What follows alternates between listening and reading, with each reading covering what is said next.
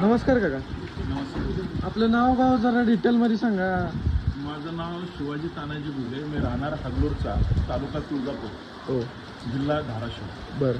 आज किती म्हशी घेतल्यात काका? मी मोरेसरांकडनं आता 2 म्हशी घेतल्या. 2 म्हशी घेतल्यात.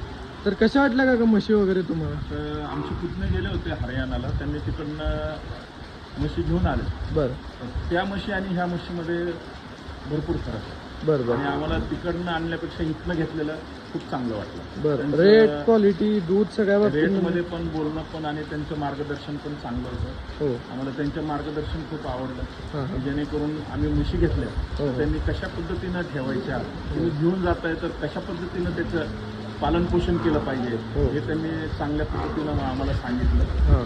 आणि म्हशी क्वालिटी आहे, हरियाणापेक्षा इथल्या क्वालिटी चांगल्या आहे. हे आता लोड होऊन चाललेले आहेत म्हशी.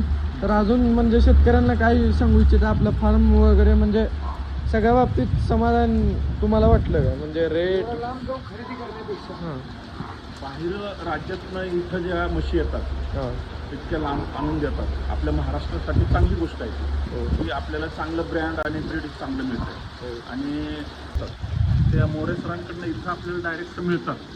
ट्रॅव्हल्स करून येणे किंवा आजारी पडणे म्हशी किंवा काय, सर्व जबाबदारी ते उचलतात. मग आपण डायरेक्ट चांगल्या म्हशी इथूनच घेऊन गेलेला तेच परवडणार ना.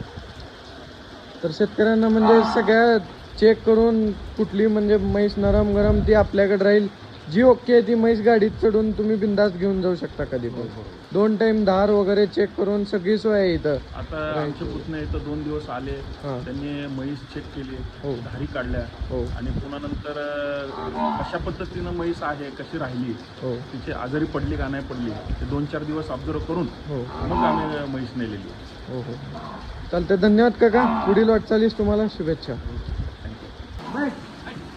धमको धमको